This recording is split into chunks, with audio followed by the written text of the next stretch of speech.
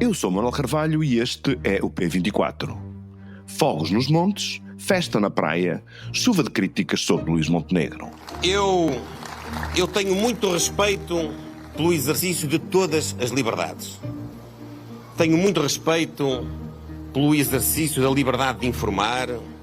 Tenho muito respeito pelo exercício da liberdade editorial e jornalística, que a este momento escolhe preencher ecrãs com metade da imagem com labaredas e outra metade da imagem com a festa do Pontal. Era o dia 15 de agosto, pelo final da tarde, e Luís Montenegro subiu ao palco do Pontal para falar na tradicional festa do PSD. Nesse mesmo momento, dezenas de aldeias e milhares de portugueses do interior lutavam ansiosos com os incêndios que batiam às portas das suas casas ou nos muros das suas propriedades. O primeiro-ministro, no seu discurso, começou por destacar o caráter da festa do seu partido. Continuou com mensagens de empenho e solidariedade com os bombeiros e os cidadãos que viviam de perto da tragédia dos fogos e, pelo meio, deixou no ar uma crítica às televisões por dividirem a sua emissão entre o Pontal e Trancoso, entre o ambiente descontraído e estival e o inferno das chamas de um país remoto e esquecido. De imediato, levantou-se um coro de críticas. Do candidato presidencial Gouveia Melo aos socialistas e aos liberais, todos apontavam a ausência de empatia de Luís Montenegro com o sofrimento das pessoas, à sua falta de liderança, aos danos que o confronto entre o Dama do Interior e a festa estival causavam à imagem e reputação do governo. Custa, de facto, perceber por que razão Montenegro não deu conta do que estava a acontecer na floresta e não agiu em conformidade. Desde o dia 11, que a Beira Alta resistava incêndios incontroláveis, capazes de destruir em dias consecutivos áreas equivalentes a mais de 40 mil campos de futebol. As respostas podem variar, mas há uma que não faz sentido. A que dá conta de uma falha de leitura política do primeiro-ministro. Não faz sentido porque numa das suas primeiras aparições como presidente do PSD, em julho de 2022, Montenegro foi a Pedrógão Grande criticar o governo de António Costa pela sua alegada incapacidade em travar os incêndios. Ou seja, Montenegro sabe bem que esta matéria é altamente sensível. Sabe também que pode ser politicamente devastadora. De resto, no seu discurso no Pontal, tentou justificar várias vezes a sua presença ali, ou por outras palavras, a sua ausência dos lugares onde a tragédia dos fogos se desenrolava. Como avaliar a estratégia discreta, como a definiu, do governo nos dias duros dos fogos? O que se espera de um líder nestes momentos? O que se deve fazer e comunicar? Oportunidade para falarmos com Vasco Ribeiro, licenciado em jornalismo, mestre em jornalismo político, doutor em ciências da comunicação, com uma vasta experiência como assessor de imprensa e de comunicação na Câmara do Porto, na bancada parlamentar do Partido Socialista e em consultorias de comunicação em várias empresas nacionais e estrangeiras. Vasco Ribeiro publicou no mês passado o livro Opinião Pública e Propaganda, os princípios da comunicação segundo Ivy Lee, com a chancela da Ziggurat. Viva Vasco Ribeiro, obrigado por vir ao P24. Numa situação crítica como a dos incêndios, o que se deve esperar da atuação e do processo de comunicação de um líder político, nomeadamente de um primeiro-ministro? Olá, Manel, obrigado pelo convite.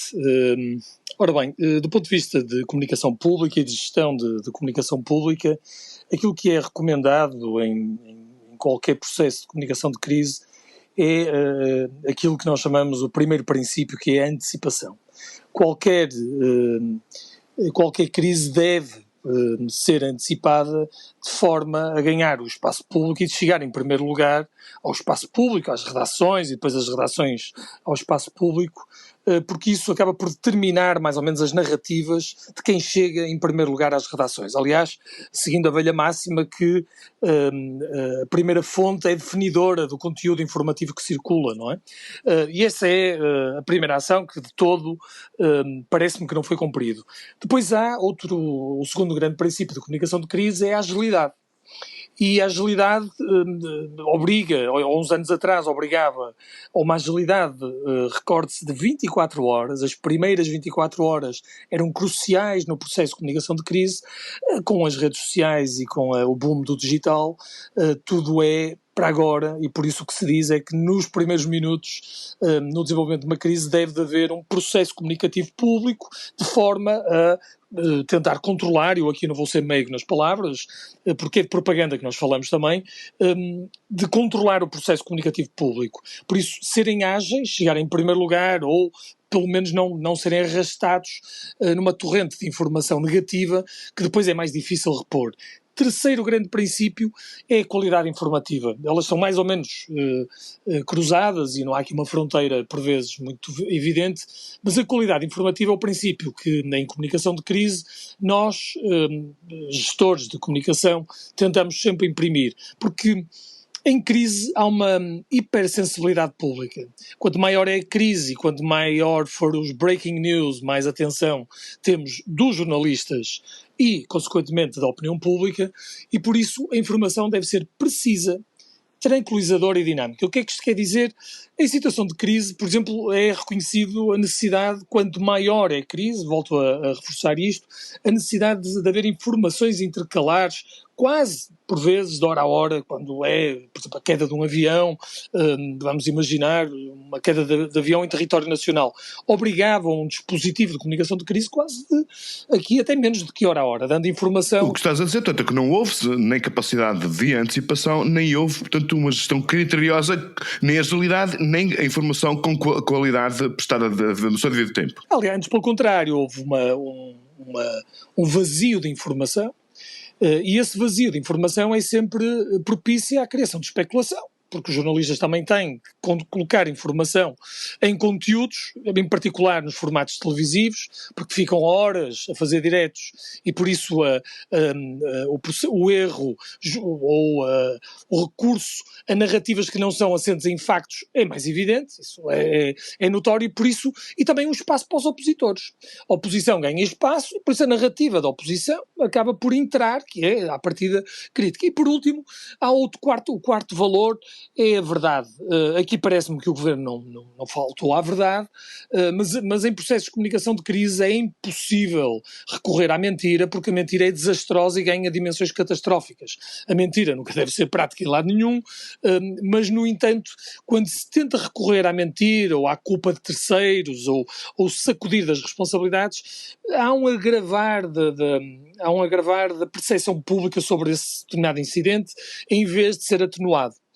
Por isso, estes grandes 4 princípios, apesar de tudo, eu acho, assim, numa leitura ainda em ambiente de férias, parece-me que o Governo falhou na antecipação, falhou na agilidade, falhou na qualidade informativa, ou seja, precisa, tranquilizadora e dinâmica. Vimos uma ministra numa conferência de imprensa, aqui também vale a pena, se me permites, fazer uma referência. Sim, claro. Da parte dos comunicadores, dos assessores de imprensa, dos relações públicas, como quiseres chamar, dos propagandistas, há sempre uma tentativa de controlar a mensagem. É sempre uma luta. Os jornalistas não se querem deixar controlados, e bem, porque é o jornalismo a única forma de desmontar qualquer processo propagandístico. E neste decurso aparece uma conferência de imprensa da senhora Ministra, que é também, de acordo com as regras de comunicação de crise, um erro. O que geralmente se faz é uma declaração à imprensa, sem períodos de perguntas e respostas, sendo que a convocatória para este ato deve ser expressa e deve vir lá expresso, que é uma declaração à imprensa, sem período de perguntas e respostas, mas geralmente os processos de comunicação de crise, de catástrofes, que é o que aqui se verifica, deve haver uma maior transparência, por isso deve circular informação oficial, às vezes de relatórios de entidades paragovernamentais, dados técnicos. Isso obriga nas catástrofes a haver uma acuidade e um rigor maior. Foi um desastre a entrevista, aquilo que eu fui vendo das notícias, alguma inabilidade da senhora Ministra, que hoje também não é muito aceitável no mundo em que vivemos. Um media training à Sra. Ministra eventualmente poderia ajudá-la até nos gestos, até como terminar uma conferência de imprensa, porque foi isso que eles fizeram, segundo eu percebi. Sim, mas agora, Vasco, deixa-me colocar-te aqui uma questão. No ano passado, Montenegro foi criticado por aparecer num bote no Rio Douro, numa operação de resgate dos corpos de bombeiros que tinham morrido numa queda de helicóptero. Perante essas críticas, esse coro de críticos que se levantou na altura, não haverá nesta questão também aquela velha máxima do preso por ter cão, preso por não ter? Mas isso são as regras do espaço público e da vida e da atividade política, não é? Portanto, esta questão, portanto, ele diz que teve uma estratégia discreta. Agora, enfim, na tua opinião, terá sido uma estratégia discreta intencionalmente ou houve uma negligência na avaliação do processo e depois, portanto, o Primeiro-Ministro teve que suspender as férias, convocar um Conselho de Ministros no ir, portanto, na sua participação num debate parlamentar sobre as florestas, ou seja, numa espécie de estratégia de gestão do prejuízo? O que me parece, eu asseguro-te que já refleti sobre isso, os acontecimentos vão-nos chegando e até como investigador social vou refletindo sobre as estratégias que são adstritas à gestão deste processo de crise. Parece que houve um erro na gestão de expectativas. Há sempre uma tentativa do poder e de quem está no poder de tentar relativizar ou não alimentar, por vezes, uma crise. Diz várias vezes que, perante uma notícia negativa no jornal, não se deve fazer comunicados de imprensa. Ou quanto muito pode-se fazer um comunicado de imprensa para aquele órgão de comunicação social que tem a notícia negativa. Porque fazer um comunicado de imprensa para todos os meios é espalhar a crise. Pronto, não usando uma analogia mais grotesca. Por isso, o que me parece aqui é que houve uma tentativa de não valorizar os incêndios e aqui geriram mal as expectativas, ou pelo menos aquilo que era o prognóstico do que ia acontecer, porque nesta altura não há atividade política, não há praticamente atividade esportiva, ou está no início, não é? Está tudo a banhos. Há um vazio comunicacional que qualquer pequeno incidente ganha dimensões catastróficas. Por isso, as televisões em particular fizeram aquilo que têm vindo a fazer e que é normal, é encher de diretos, desde o pequeno ao grande incêndio, há diretos desastrados, até meio atabalhoados, próprios destes cenários quase de guerra. E o governo, em vez de ser proativo, mais uma vez, porque também é na proatividade, na antecipação que se ganha o espaço público, foram-se retraindo e alimentando-a na mesma festa, porque achando que os conteúdos políticos, e aqui é especulação pura, é de quem está de fora, pudesse eventualmente esbater, o conteúdo político pudesse esbater o que estava a acontecer com os fogos. É o que me parece. E depois também falharam nesta gestão na busca de aliados. É outro princípio de comunicação de crise que deve ser sempre usado. Quem são os nossos aliados nisto? Quem é que poderiam ser, na tua opinião? Eu não sou especialista. Os bombeiros, os autarcas? Eu não sou um especialista nesta área de todo, mas o que nós tentamos fazer é ir buscar primeiro as entidades, as direções gerais, os bombeiros, a rede de proteção civil, um conjunto de de possam dizer não, perante isto acontece, a atuação é esta, e aqui não há, houve curiosamente um comportamento de ausência de informação por parte do governo, tentaram meter a cabeça na areia, o que parece, à espera que isto passasse, ou que eventualmente viesse uma chuva e que levasse e que apagasse os fogos. Por isso, do ponto de vista técnico, foi uma má gestão de comunicação.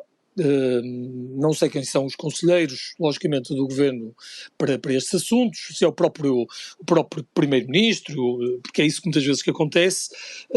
Eu não hesito em dizer, e pensei nisto já até há alguns dias, era melhor para o primeiro-ministro, a determinada altura, agarrar no fluxo de informação, ou dar uma entrevista ou uma televisão, ou eventualmente até marcar uma conversa gravada, com declarações em on, obrigatoriamente, aos jornalistas, onde admitia que de facto poderia ter atuado de maneira diferente e, por que não, até pedir desculpa, humanizando e dando um toque diferente a este distanciamento que o Primeiro-Ministro acabou por fazer. Eu sei que isto é difícil. Era uma forma, portanto, porque há uma questão aqui, portanto, neste processo de comunicação, enfim, há cá muitas pessoas que reclamam, que dizem que é muito necessário que na comunicação e na estratégia comunicacional, portanto, dos políticos, nomeadamente do Primeiro-Ministro, que haja manifestação de empatia, de proximidade com aquilo que é o sentimento das pessoas, principalmente das pessoas que estão a sofrer. Isto também foi outra coisa que não houve de todo. E principalmente no Pontal aquilo... Sim, no Pontal funcionou mal, mas depois houve o funeral do soldado e acabou por gerar ali uma emoção. E eu acho que era... Do bombeiro. Bombeiro, sim, digo soldado. Sim, o soldado da paz. Soldado da paz. Por isso... eu acho que esse até poderia ser o momento. Reconhecer que de facto não era essa a intenção dele, mas que de facto feriu os portugueses, porque não pedir desculpa e agarrar ele mesmo até neste dossiê, ou ajudar a Sra. Ministra, também sem lhe tirar o tapete, ajudando a Sra. Ministra. Mais uma vez, Manel, é importante no processo de comunicação de crise e quando quem está no poder encara um processo deste, é preciso agarrar e tentar controlar o fluxo informativo. É isso sempre que se tenta, não é? Não é fácil por ótimas razões e democráticas razões, e espero que continuem a perdurar, que é, por um lado... Porque existem jornalistas. Ora, nem mais. Por um lado existem jornalistas a fazer as perguntas difíceis que têm que ser feitas, e por outro lado existe a oposição e o contrapoder, as diferentes formas de contrapoder, que vai desde os ambientalistas, os sindicatos, sei lá, tudo, até as forças religiosas, eventualmente, poderiam ter um papel, e têm, por vezes, em determinadas crises públicas, com grande impacto. Por isso, o poder tem que saber lidar com isto, e lida com proatividade, antecipação, e não é com a ausência de informação, mas com uma torrente de informação. Recorde-se, por exemplo, que Obama, que é sempre amado por um setor grande de investigadores e até de jornalistas, porque era um humanista, ele próprio, quando, na forma de gerir a crise, fazia aquilo que era overdose de informação. Tentava encher os meios de comunicação social, o espaço público, as webs, na altura, com um volume de uma torrente de informação que acabava por forçar os fazedores de opinião, os jornalistas, a consultarem os próprios assessores de imprensa, para dizer, o que é isto? Onde é que está aqui, na verdade, a notícia ou os factos? Ajuda-me nisto. E nesse processo de guiar a produção, é isso que se tenta, fornecendo informações, fornecendo factos, porque é através da promoção de factos positivos que se consegue chegar à opinião pública num modelo muito ancestral da assessoria de imprensa. Muito bem. Vasco Ribeiro, foi um prazer ter estado contigo aqui no P24. Muito obrigado. A notícia, que pode ser lida na edição online do Público, é quase inacreditável. Viajar de avião na Europa, concluiu a Associação Ambientalista Internacional Greenpeace, é quase sempre mais barato do que viajar de comboio. Não é apenas mais barato, chega a ser 54% mais barato, pelo menos em 109 rotas ferroviárias transfronteiriças com menos de 1.500 km analisadas pela associação. No caso de Portugal, há um empate. Ir de Lisboa a Madrid custa menos de comboio, mas do Porto à capital espanhola fica mais barato de avião. E outra causa que merece reflexão nesta discrepância é que as viagens de avião são mais baratas também porque as companhias aéreas não pagam taxas de querosene nem IVA nos bilhetes, enquanto os operadores ferroviários têm que pagar taxas de energia, IVA e, em muitos países, o acesso às linhas férreas. O P24 regressa segunda-feira. Tenha um bom fim de semana. Para não perder os novos episódios, subscreva este podcast do Público na sua aplicação preferida. Para além deste programa, há mais para descobrir em público.pt/podcasts. O Público fica no ouvido.